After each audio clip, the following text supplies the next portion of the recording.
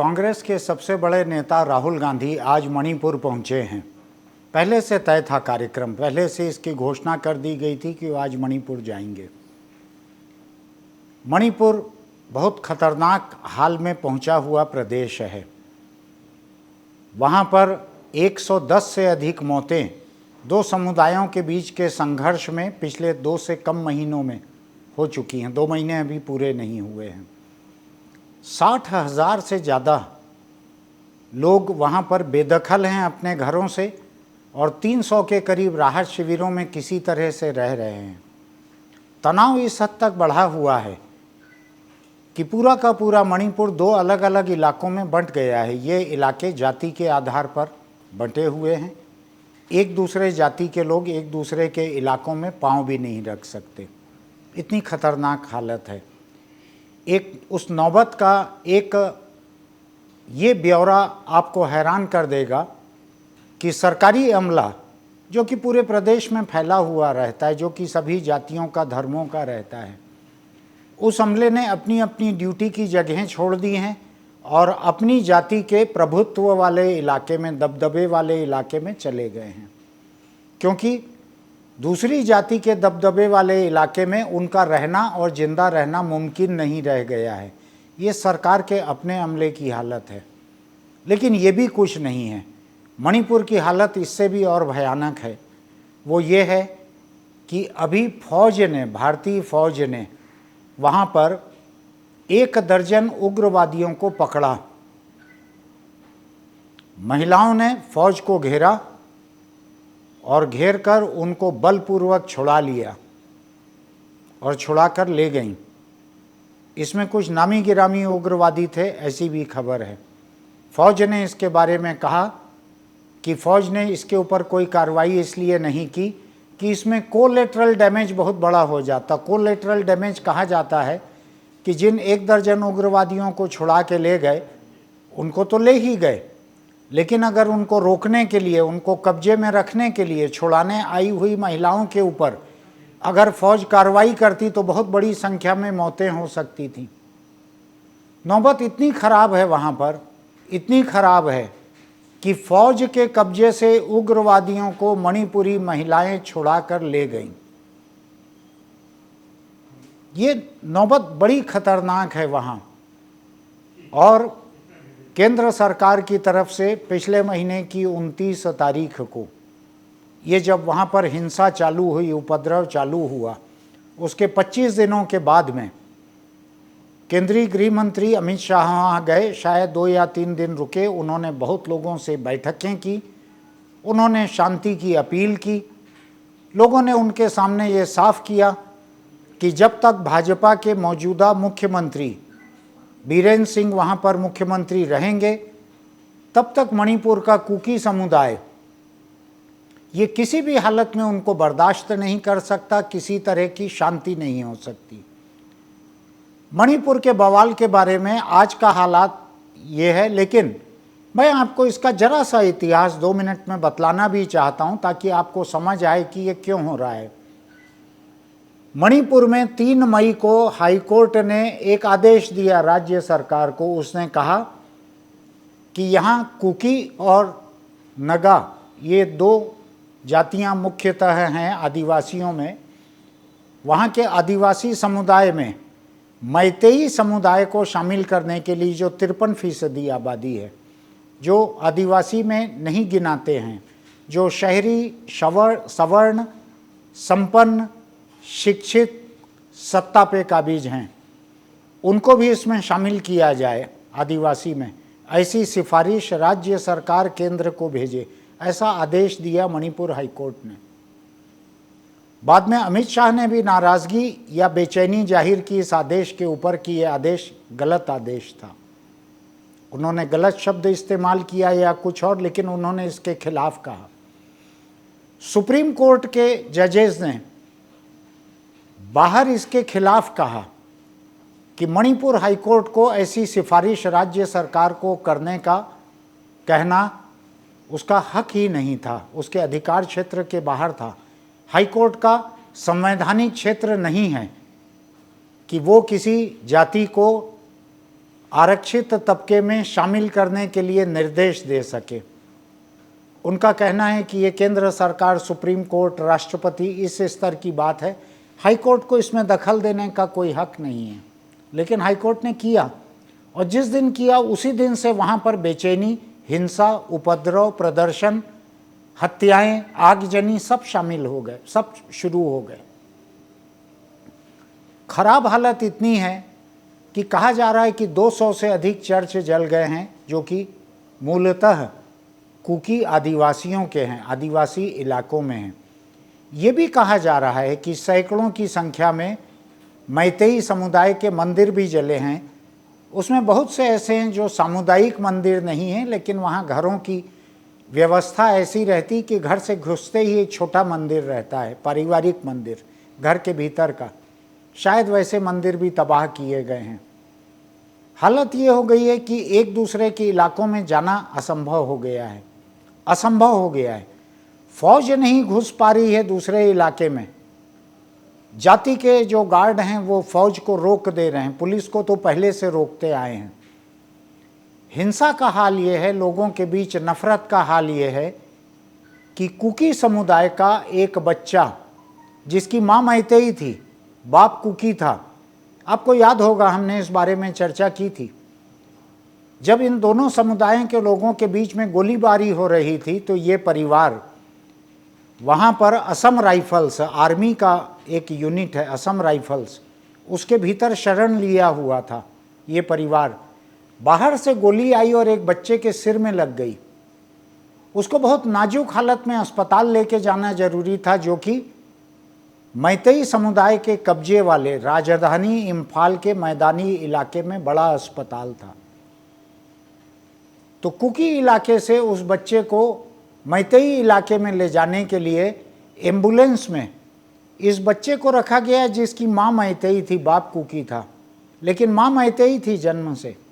एक और मैतेई महिला को बिठाया गया एम्बुलेंस में, ताकि मैतेई लोग इस पे आपत्ति न करें, एम्बुलेंस को रोक के कोई हिंसा न करें। असम राइफल्स की यूनिट इम्फाल तक उनको पहुंचाकर चली गई कि आगे हम नहीं जा सकते। इम्फाल की पुलिस आकर अपनी सुरक्षा में, अपनी हिफाजत में इस एम्बुलेंस को लेकर अस्पताल जा रही थी।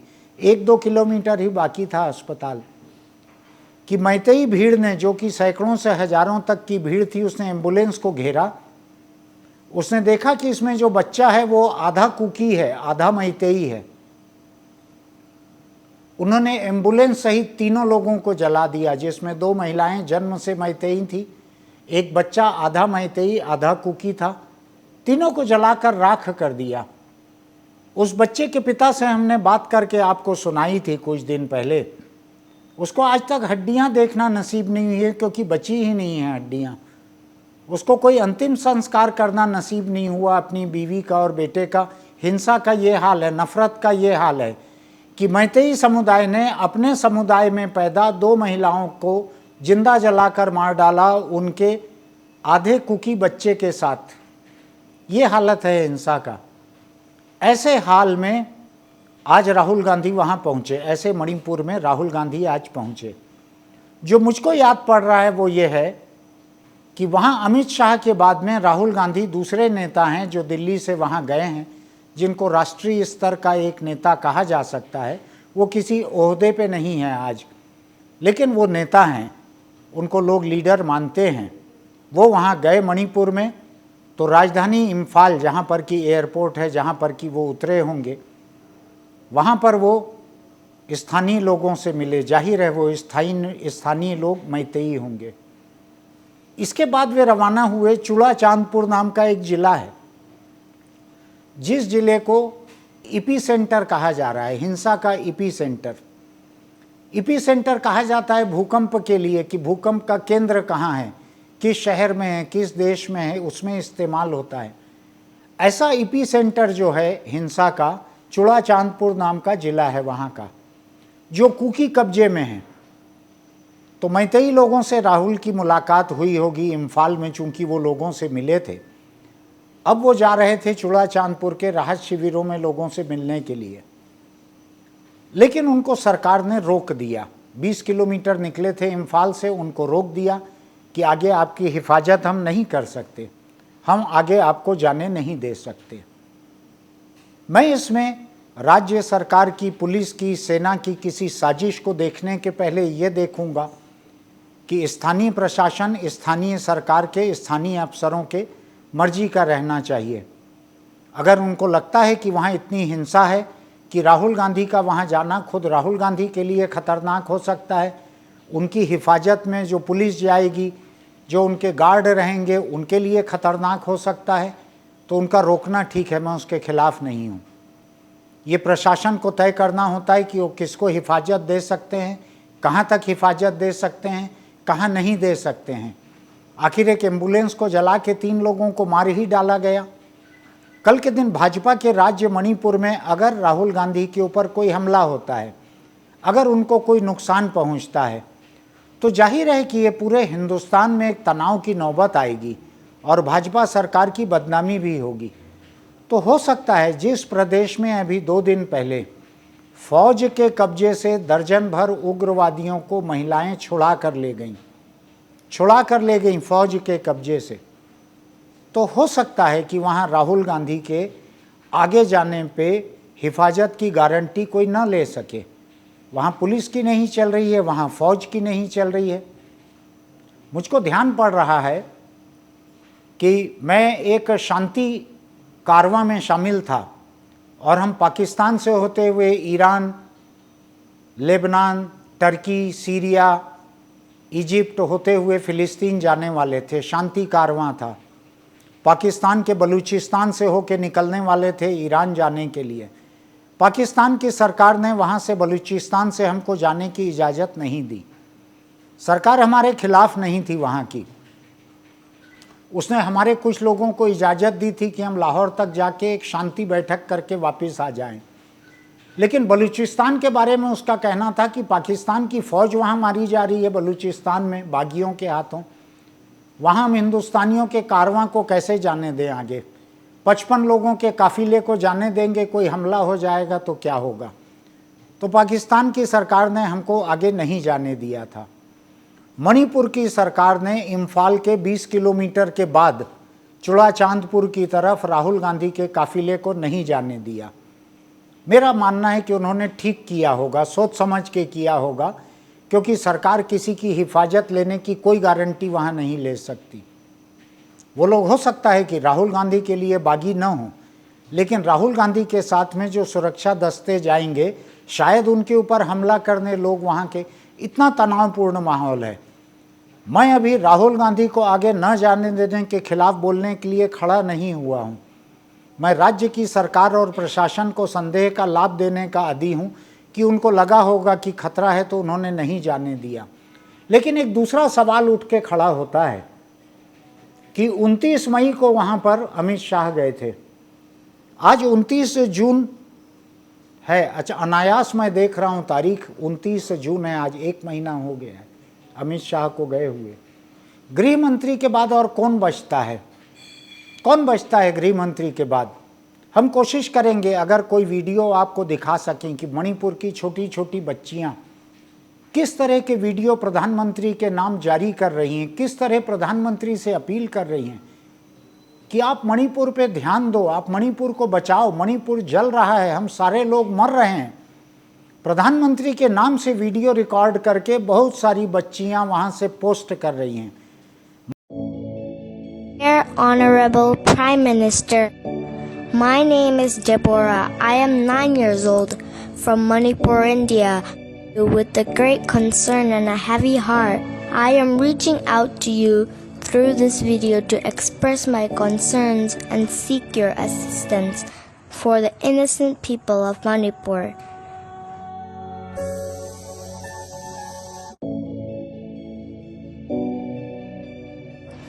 I have a deep love for my beautiful state of Manipur. However, we are currently facing numerous challenges that are greatly affecting the lives of innocent people. The impact of violence on our communities have been profound and devastating.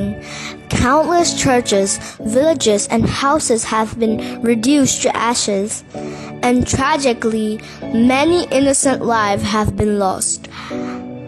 Despite the Home Minister's declaration for peace, the cycle of violence persists. Many children and students like me are stranded in a vast and dense jungle, far away from their homes and schools, uncertain about the future.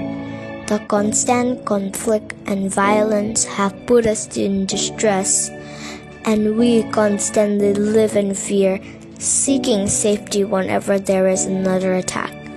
Our dreams and aspirations for a better future seems distant and unattainable under these circumstances.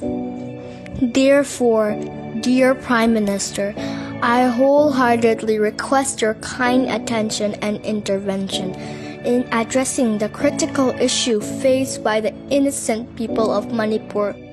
Your intervention will have a significant impact on the lives of students and the future of Manipur, India. Thank you for taking time to listen to my heartfelt plea. Yours sincerely, Deborah. Manipur में बंद है internet, ये किसी और रास्ते से भेज रही होंगी, कहीं और से आ रहे हैं, ये पोस्ट हो रहे हैं वीडियो। मैं देखता हूं तो दिल दहल जाता है। छोटी छोटी बच्चियां गिड़गिड़ा रही हैं, भीख मांग रही हैं अपनी ज़िंदगी की किस्से प्रधानमंत्री से। उन्हीं की पार्टी के मुख्यमंत्री हैं जो लोगों का सारा विश्वास खो बैठे हैं। तमाम लोगों का ये कहना है वहाँ पे कि इस मुख्यमंत्री के रहते हुए कोई शांति नहीं हो सकती। लोगों ने बार बार कह दिया है कि इस मुख्यमंत्री के रहते हुए, बीरेंद्र सिंह के रहते यहाँ पर कोई अमन चैन नहीं हो सकता, बातचीत की भी गुंजाइश नहीं है। लोगों ने शांति वार्ता में शामिल होने से भी मना कर दिया है। जो कमेटी बनाई थी सरकार ने, केंद्र सरकार ने, जिसमें राज्यपाल भी है, राज्यपाल वही हैं जो यहाँ से गई हैं छत्तीसगढ़ से, अनुसुईया उइके, यही वहाँ की राज्यपाल हैं। कुछ उनके काबू में नहीं रह गया है, कोई पीस कमेटी उनके काबू में नहीं रह गई है। कोई किसी जनता का, किसी तबके का, किसी का कोई भरोसा वहाँ सरकार पर नहीं रह गया है। और उसी पार्टी की केंद्र सरकार है, प्रधानमंत्री नरेंद्र मोदी और अमित शाह उन्हीं बीरेंद्र सिंह की पार्टी के हैं। आपको ये सोचने की ज़रूरत है कि क्या मणिपुर को हम इस देश का हिस्सा मानते हैं? क्या वहाँ की 28-30 लाख की आबादी बाकी हिंदुस्तान का एक हिस्सा है? क्या मणिपुर इस तरह से जब तनाव में बंट चुका है, जब लोग अपने अपने मोर्चे संभाल चुके हैं, जब दूसरे खेमे का कोई बीमार बच्चा जख्मी, सिर में गोली लगी है, जान बचाने अस्पताल ले जा रहे हैं, उसको माँ सहित जिंदा जला के मार दे रही है भीड़? क्या इस तरह की हिंसा और नफरत वाला कोई राज्य, क्या इस तरह दिल्ली से बैठकर देखा जा सकता है?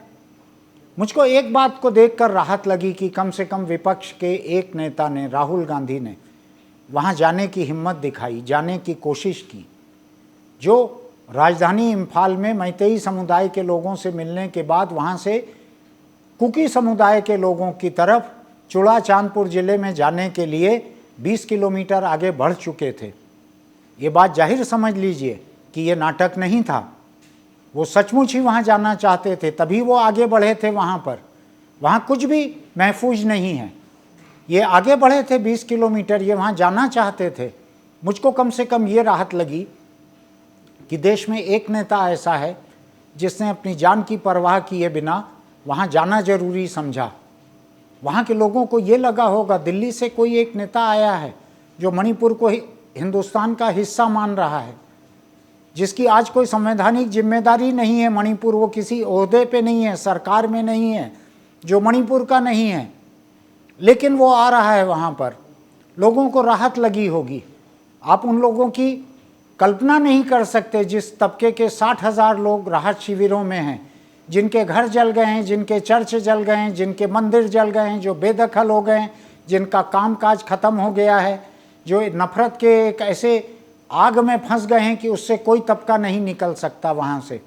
ऐसे मणिपुर में अगर लोगों के जख्मों पर एक मरहम लगाने के लिए राहुल गांधी गए हैं तो उनके योगदान को कम नहीं मानना चाहिए।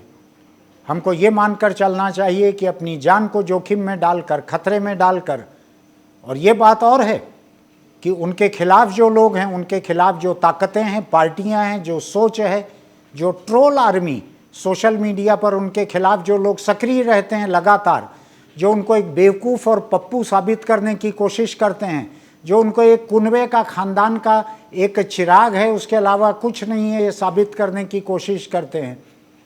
हालांकि हकीकत यह है कि भारत जोड़ो यात्रा की 3500-3600 किलोमीटर की 150 दिनों की यात्रा के बाद राहुल गांधी को कुछ साबित करने की ज़रूरत नहीं है। वो इस देश में सबसे ज़्यादा पैदल चलने वाले, सबसे ज़्यादा लोगों से मिलने वाले नेताओं में से एक हो चुके हैं। मैं उनकी पार्टी का नहीं हूँ, मैं उनके पार्टी का प्रचारक भी नहीं हूँ। मैं सिर्फ ये कह रहा हूँ कि देश का एक नेता राजधानी दिल्ली में अपना घर छोड़कर जिस तरह से मणिपुर गया है, खतरा उठाकर, खतरा झेलकर लोगों से मिला है, किसी भी तरफ की भीड़ उनको मार सकती थी। अभी भी वो शायद वहीं हैं, जब मैं बोलने आया हूँ उस वक्त तक शायद वो मणिपुर में थे। तो ये समझने की ज़रूरत है कि इस देश के नेताओं को ये हौसला दिखाने की ज़रूरत है कि आपके देश का एक हिस्सा जो सरहदी राज्य है, जो म्यांमार से लगी हुई सरहद है जिसकी, जहाँ विदेशी हमला हो सकता है, जहाँ विदेश की तरफ से साजिश हो सकती है, वहाँ से हथियार आ सकते हैं, ऐसे प्रदेश में भी अगर लोगों के जख्मों पर मरहम लगाने के लिए हमारी दिल्ली के नेताओं को अगर फुर्सत नहीं है, अगर केंद्र सरकार के लोगों को फुर्सत नहीं है, ये बात मुझको कहना बिल्कुल भी अच्छा नहीं लग रहा है। मैंने कल्पना भी नहीं की थी कि हिंदुस्तानी लोकतंत्र में एक ऐसा दिन आएगा जहां पर इस देश का प्रधानमंत्री 57-58 दिन हो जाने के बाद भी, 110 लोगों की मौत हो जाने के बाद भी, 60,000 लोगों के घर से बेदखल हो जाने के बाद भी अपनी जुबान से मणिपुर शब्द भी नहीं निकालेगा। ये मैं कहना नहीं चाहता हूं, लेकिन जो लोग लिख रहे हैं सोशल मीडिया पे, वो लिख रहे हैं कि एक क्रिकेट खिलाड़ी, एक कोई फिल्म एक्टर, एक्ट्रेस, इनको अगर बुखार आ जाए, इनकी उंगली में जख्म लग जाए, इनकी कोई गमी हो जाए इनके परिवार में, स्वाभाविक प्राकृतिक गमी, तो प्रधानमंत्री तुरंत ही ट्वीट करके अफसोस जाहिर करते हैं। मेरे पास मिसालें नहीं है, बहुत लोगों ने लिखा है, किया होगा उन्होंने। ये दौरान, इस दौरान इन 2 महीने से कम का जो वक्त है, 57-58 दिनों का ये वक्त है, इस दौरान प्रधानमंत्री ने बहुत से लोगों से 25 मिनट, 50 मिनट, 57 मिनट ऐसे मुलाकात की है। कोई फिल्म के लोग हैं, कोई क्रिकेट के लोग हैं, कोई और लोग हैं, उनसे मुलाकात की है। मुझको जो पढ़ने मिला है वो ये है कि मणिपुर के कई पार्टियों का एक प्रतिनिधि मंडल 10 दिन पड़े रहा दिल्ली में प्रधानमंत्री से मिलने के लिए, और प्रधानमंत्री उस प्रतिनिधि मंडल से नहीं मिले, मिलने का समय नहीं दिया, अमेरिका उड़ गए। आप समझ लीजिए इस बात को। मैं मोदी के खिलाफ नहीं हूं, मैं इस देश के प्रधानमंत्री की जो जिम्मेदारियां होना चाहिए और उनका जो बर्ताव है, मैं मोदी को व्यक्ति के रूप में नहीं देख रहा हूं। मोदी को व्यक्ति के रूप में उनके समर्थकों ने वोट दिया होगा, लेकिन जब वो प्रधानमंत्री बने हैं तो वो पूरे देश के प्रधानमंत्री रहने चाहिए। उनको मणिपुर को भी हिंदुस्तान मानना चाहिए, मणिपुर से आए हुए लोगों से उनको मिलना चाहिए, उनको मणिपुर जाकर लोगों से मिलना चाहिए। एक राज्य जो पूरी तरह से जल रहा है, जो पूरी तरह से खत्म हो रहा है, जो नफरत की आग में जल रहा है, हिंसा की आग में जल रहा है, अगर वो प्रधानमंत्री की प्राथमिकता नहीं है तो उनकी प्राथमिकता और क्या हो सकती है? अभी उन्होंने कल या परसों भोपाल या किसी स्टेशन पर जाकर 4 या 5 वंदे भारत ट्रेनों को हरी झंडी दिखाई है। किसी ने लिखा है इस बात के ऊपर कि प्रधानमंत्री जी, ये ट्रेन को झंडी दिखाना तो स्टेशन मास्टर कर देता, उसकी दिखाई झंडी पे ही रोज ट्रेन छूटती है, वो कर देता इस बात को, गार्ड, स्टेशन मास्टर ये दिखा देते। आपकी ज़रूरत मणिपुर में है, हिंदुस्तान के प्रधानमंत्री की ज़रूरत मणिपुर में है। आप मणिपुर जाइए, वंदे भारत को शुरू करने का काम स्टेशन मास्टर पर छोड़ दीजिए। वो ट्रेन चल निकलेगी, जब तैयार हो गई है, डिब्बे लग गए हैं, बुकिंग हो गई है तो चल निकलेगी। उसको चलाने में मत जाइए, जहाँ जला रहे हैं लोग जिस प्रदेश को, उसको बचाने के लिए जाइए। लोकतंत्र में लोग और क्या कर सकते हैं? लोकतंत्र में लोग मुसीबत के वक्त देश के प्रधानमंत्री की तरफ देख सकते हैं कि प्रधानमंत्री हमको बचाएं। मैं नहीं जानता हूं कि प्रधानमंत्री की टीम मणिपुर की बच्चियों के पोस्ट किए हुए वीडियो उनको दिखा पा रही है कि नहीं, मैं नहीं जानता हूं। लेकिन मैं इतना जानता हूं कि उन बच्चियों के वीडियो देश और दुनिया के अनगिनत लोग देख रहे हैं। मैं जब देख रहा हूं तो मेरा दिल कांप जा रहा है उसको देखकर। मैं इसीलिए आज दर्द के साथ आपके बीच बोल रहा हूं इस बात को। मुझको राहुल गांधी को चुनाव जिताने की कोई हसरत नहीं है, मोदी को चुनाव हराने की कोई हसरत नहीं है। वो अपने अच्छे कामों और बुरे कामों का नतीजा जिसको जो मिलना है मिले। लेकिन मैं इस लोकतंत्र के लिए फिक्रमंद हूं जिसमें एक प्रधानमंत्री को 10 दिन से डेरा डाले हुए जो सर्वदलीय या बहुदलीय प्रतिनिधिमंडल था जो आया था मणिपुर से, उसी शहर में रहते हुए एक प्रधानमंत्री उन लोगों से बात किए बिना 10 रातें कैसे सो सकता है? कैसे सो सकता है? कैसे उनको छोड़ के अमेरिका जा सकता है? कैसे मणिपुर जल रहा है और प्रधानमंत्री वहां जाके अमेरिकी राष्ट्रपति की पत्नी को गुजरात में बना हुआ एक ग्रीन डायमंड गिफ्ट कर सकते हैं? कितने कैरेट का है? अच्छा बड़ा डायमंड था। कैसे कर सकता है प्रधानमंत्री हिंदुस्तान का? क्या लोकतंत्र किसी नेता को, किसी प्रधानमंत्री को इस बात की इजाज़त देता है कि आप जलते हुए प्रदेश के लोगों से न मिलो तो भी आपका हक है, उन बच्चियों को न सुनो वो भी आपका हक है, पिछले 57-58 दिनों में आप वहाँ न जाओ ये भी आपका हक है, आप मणिपुर का नाम भी मत लो वो भी आपका हक है? क्या लोकतंत्र अपने प्रधानमंत्री को इतने हक दे सकता है? लोकतंत्र किसी प्रधानमंत्री को सरकार चलाने का हक दे सकता है, सूचना आयोग और चुनाव आयुक्त नियुक्त करने का हक दे सकता है, मंत्रिमंडल बनाने का हक दे सकता है। लेकिन क्या लोकतंत्र किसी प्रधानमंत्री को अपने देश के एक हिस्से को पूरी तरह जलते सुलगते लाशों से पट गए उसको अनदेखा करने का हक दे सकता है क्या? मेरा सवाल आज मोदी से नहीं है, मोदी सवालों से परे हैं। मेरा सवाल आज देश की जनता से है। क्या हमारा लोकतंत्र आज़ादी की इस 75वीं सालगिरह के अमृत काल में क्या इस हालत में आ गया है कि प्रधानमंत्री अपने जुबान पर मणिपुर का म भी लेकर न आए? उनका खुद का नाम मोदी भी म से शुरू होता है, लेकिन वो मणिपुर शब्द भी अपनी जुबान पर नहीं ला रहे हैं। क्या लोकतंत्र इसकी इजाज़त देता है?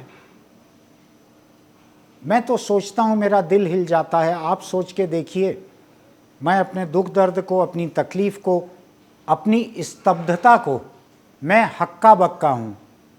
मैं हक्का बक्का हूँ कि हिंदुस्तान का प्रधानमंत्री अपने देश के एक प्रदेश को पूरी तरह से अछूता छोड़कर किस तरह से किसी हिरण को छू सकता है, किस तरह विदेशी नेताओं के, उनकी पत्नियों के, उनके बच्चों के, उनके हाथ, उनके सिर को छू सकता है, किस तरह ये कर सकता है? मैं नहीं समझ पा रहा हूँ।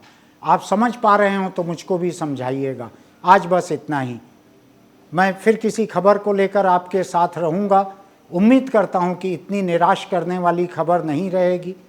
आपको हमारे वीडियो अच्छे लगते हैं तो आप सब्सक्राइब करने की बटन दबाइएगा, नोटिफिकेशन की बटन दबाइएगा।